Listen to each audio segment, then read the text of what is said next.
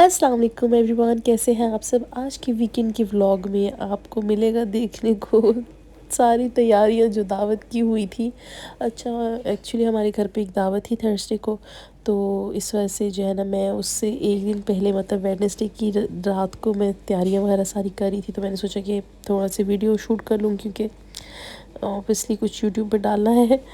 तो मैंने सोचा कि व्लॉग बना लेती हूँ मैं अपनी इस वीकेंड का। ठीक है, तो मैं यहाँ पे क्या कर रही हूँ कि मैंने फ़िश को मैरिनेट कर लिया था, एक दिन पहले ही करके छोड़ दिया था। इससे ये होता है कि फिर ज़रा इजी हो जाता है जिस दिन आपको मतलब जिस दिन एक्चुअली दावत होती है उस दिन आपको बहुत कुछ करना नहीं पड़ता। स्पेशली अगर आप यंग मॉम हैं और अभी आपके छोटे छोटे से बच्चे हैं तो फिर बहुत ही डिफ़िकल्ट हो जाता है। अगले दिन का बिल्कुल कोई आइडिया नहीं होता, कभी बच्चे बीमार हो जाते हैं, कभी वो फंसी हो रहे होते हैं, कभी उनके साथ क्या होता है, कभी क्या होता है। इस वजह से मैं पहले से ही मैंने फ़िश को भी मसाला लगा लिया था और यहाँ पे मैंने सूजी का हलवा भी बना के रख लिया था। तो मैंने सोचा था कि बस जब सर्व करना होगा तो बस गर्म कर लेंगे माइक्रोवेव में और रेडी हो जाएगा। तो मैंने बिल्कुल बिल्कुल सब कुछ रेडी करने की अपनी तरफ से पूरी कोशिश की। ठीक है, फिर सब सो गए तो रात को मैंने जो है ना जल्दी से पुलाव का मेरा था कि मैं मटर पुलाव बनाऊंगी। तो उसके लिए मैंने सारी चीज़ें रेडी करके मतलब मसाला तक रेडी करके मैंने फ्रिज में रख दिया था, ताकि नेक्स्ट डे मैं इसमें अंदर सिर्फ पानी डाल के बॉईल करके और चावल डालने होंगे मुझे, उनको दम लगाना होगा। तो उसमें इतना टाइम तो नहीं लगेगा, मैक्सिमम 30 to 40 मिनट्स लग जाते हैं, बहुत ही हो गया। तो यहाँ पे मैं मसाला रेडी कर रही थी जल्दी से। तो मैंने फिर उसके बाद जो है ना मतलब फिर मैंने सोचा था कि साथ में मैं रशियन सैलेड वगैरह का करूँगी। तो उस टाइम तक मैं बहुत थक गई थी, तो फिर मैंने सोचा कि चलो ये एक काम मैं कल के ऊपर छोड़ देती हूँ कि मैं रशियन सैलेड की चीज़ें वगैरह रेडी करके वो कल कर लूँगी। बाकी जो मैं भी कर सकती हूँ वो मैं कर लेती हूँ। तो मैंने ये जो चीज़ें मैं कर रही हूँ ये मैं ऑलरेडी पहले से सोचा हुआ था कि एक दिन पहले ही कर लूँगी ताकि मेरे लिए आसानी रहे। दूसरा ये कि रात का जो है ना काम करने में बहुत फ़ायदा होता है। मुझे तो ये पर्सनली मुझे लगता है कि मेरे लिए वो चीज़ बहुत वर्क करती है, क्योंकि आपको चें चें पै पै नहीं होती पीछे और हर वक्त कोई वो डिस्टर्ब नहीं कर रहा होता।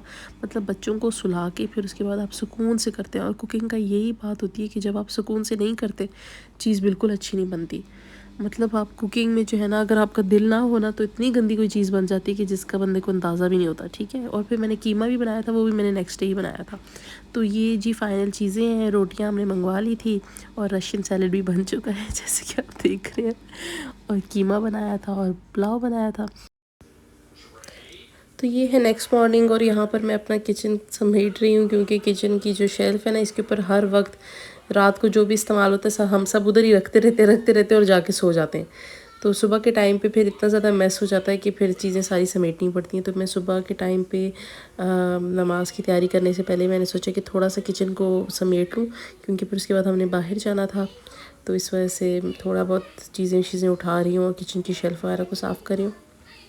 वैसे सबसे अच्छी बात तो ये होती है कि अगर आप रात को ही कर लें, लेकिन क्योंकि रात की रूटीन बहुत ज़्यादा आपकी टफ़ होती है। अगर आपकी स्पेशली अगर बच्चे साथ हों तो उनको छोटे छोटे बच्चे उनको सब कुछ आपको खुद ही कराना पड़ता है। तो रात को जो है ना नामुमकिन हो जाता है किचन को साफ़ करना। इन केस अगर आप बहुत ही ज़रूरी हो तो ज़ाहिर सी बात है वही कर सकते हैं कि बच्चों को सुला के फिर उसके बाद आप करें, लेकिन डेली रूटीन में बहुत मुश्किल हो जाता है। इसलिए फिर वो सुबह तक ही रह गया था करने के लिए। और जब हम बाहर गए तो हमने सबसे पहले बच्चों की साइकिल फ़िक्स करानी थी। तो हम वाकरा गए हुए थे और वहाँ पे ये शॉप है, वहाँ से हमने अपनी साइकिल फ़िक्स करवा ली थी। और फिर उसके बाद हम बच्चों को लेके चले गए थे सूख पे, जो कि वाकरा का सूख है, वहाँ पर गए थे हम। तो यहाँ पर भी अच्छा है, अभी थोड़ा सा अंडर अंडर कंस्ट्रक्शन है ये वाला एरिया, मतलब बीच भी इतनी कोई ख़ास मज़े की नहीं बनी हुई है। तो अभी चल रहा है यहाँ पे काम वगैरह चल रहा है। और मेनली बच्चे तो इतने खुश हो गए थे कि वहाँ पे प्ले एरिया था, तो वो वहाँ पे उनका ज़्यादा वहाँ पर फोकस था। और शाम के टाइम पे फिर ये हॉर्स हॉर्स राइडिंग वाले और ये सारे बग्गी वाले ये सब आ जाते हैं, तो फिर और बच्चे इंजॉय करते हैं। तो इस दिन तो हम तो बस बाहर ही थे, तो कुछ इतना ख़ास मैंने व्लॉग बनाया नहीं था, क्योंकि फैमिली के साथ होता है इंसान, बच्चों के साथ होता है तो फिर सारा दिमाग वहीं पे होता है, आप कुछ इधर उधर का कुछ नहीं कर सकते, वरना आपको एक सेकंड का नहीं पता था कि बच्चे क्या करें। तो माशाल्लाह आसमान इतना प्यारा लगता है कतर में, मुझे बहुत खूबसूरत लगता है यहाँ का आसमान, ख़ास तौर पे जब थोड़े बहुत क्लाउड्स आ रहे हों और मगरिब का टाइम पास होता है, बहुत प्यारा लगता है यहाँ पे।